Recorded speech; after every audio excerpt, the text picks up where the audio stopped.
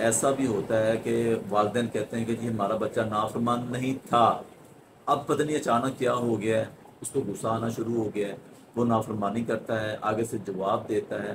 تو دو کام بتانے لگا ہوں۔ سوال کیا جاتا ہے کہ بچے جو ہیں وہ نافرمان ہیں، کہا نہیں مانتے، کوئی کام کہا جائے تو بدتمیزی کرتے ہیں، تو اس حوالہ سے ہمیں بتائیے گا کہ اس کا قرآن و حدیث میں کیا رہنمائی ہے؟ بچوں کے نافرمان کا جو بچے نافرمان ہو جاتے ہیں اس کا سب سے بڑا سبب والدین ہے کہ بچہ ہمارا کہاں جا رہا ہے، کس سوسائٹی میں بیٹھ رہا ہے، کون سے اس کے دوست احباب ہیں، کس وقت گیا کس وقت آیا، والدین بالکل خبر نہیں رکھتے۔ لیکن جب بچہ حد سے کراس کر جاتا ہے تو پھر والدین پریشان ہوتے ہیں، پھر وہ کہتے ہیں ہمیں کوئی وظیفہ مل جائے، ہمیں کوئی دعا مل جائے، ہمارا بچہ راہ راست پر آ جائے۔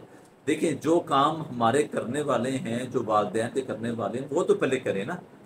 ٹھیک ہے، یہ تو نہیں نہ ہو سکتا کہ ہم بچے کو لوارث بنا کر چھوڑ دیں اور جب بچہ ہمارا بالکل گمراہی میں چلا جائے تو پھر ہم کہیں چلو جی ہم کچھ تسبیحیں کریں گے تو ہمارا بچہ بالکل سیدھا ہو جائے گا۔ ایسے نہیں ہوتا۔ جو والدین کی ذمہ داریاں ہیں پہلے اس کو نبھائیں، بچوں کا خیال رکھیں، ان کی محفل کو دیکھیں، سوسائٹی کو دیکھیں، ان کے دوست احباب کو دیکھیں، کہاں ہمارا بچہ جا رہا ہے، کہاں بیٹھ رہا ہے۔ ایک تو یہ چیز کو نوٹ کریں۔ دوسرے نمبر کے اوپر یہ ہے کہ بچوں کو ٹائم دیں۔ ٹھیک ہے، جہاں پر آپ بچوں کو سیر و تفریح کے لیے لے کر جاتے ہیں یا مختلف مقامات پر لے کر جاتے ہیں، ٹھیک ہے نا، ٹائم جو میں کہہ رہا ہوں وہ بچوں کو دین کے لحاظ سے دیں۔ ان کا 5 منٹ 10 منٹ کا ٹائم رکھیں جس کے اندر آپ نے ان کو صرف اور صرف قرآن آیات کا ترجمہ، کوئی احادیث آپ نے سنانی ہے، کوئی سیرت کا واقعہ سنانا ہے، کوئی صحابہ کا واقعہ سنانا ہے، ان کے دین کے ساتھ آپ کا بچہ منسلک ہو جائے۔ ان چیزوں کو اپنائیں، ان پر عمل کریں۔ اس کے بعد اگر کوئی بچہ نافرمانی کی طرف جا رہا ہے یا ہو رہا ہے، اور بعض دفعہ ایسا بھی ہوتا ہے کہ والدین کہتے ہیں کہ جی ہمارا بچہ نافرمان نہیں تھا، اب پتہ نہیں اچانک کیا ہو گیا ہے، اس کو غصہ آنا شروع ہو گیا ہے، وہ نافرمانی کرتا ہے، آگے سے جواب دیتا ہے۔ تو دو کام بتانے لگا ہوں۔ پہلا یہ کہ والدین میں سے کوئی بھی ماں یا باپ اپنا وضو والا پانی اس بچے کے جسم پر بہائے۔ وہ بڑا ہے پھر بھی پانی وضو والا ایک جگہ پر جمع کر لیا جائے ایک برتن میں، اس پانی کو بچے کو دے دیا جائے کہ بیٹا یہ پانی پہلے اپنے جسم پر بہا لو، پھر دوسرے پانی سے نہا لو۔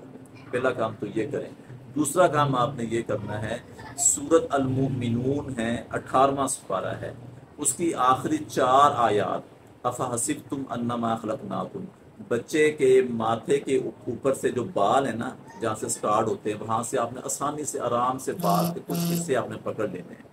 اگر یہ میسر نہیں ایسا ہوتا تو کوئی بات نہیں ہے، اگر آپ پکڑ سکتے ہیں تو پھر پکڑ لیں۔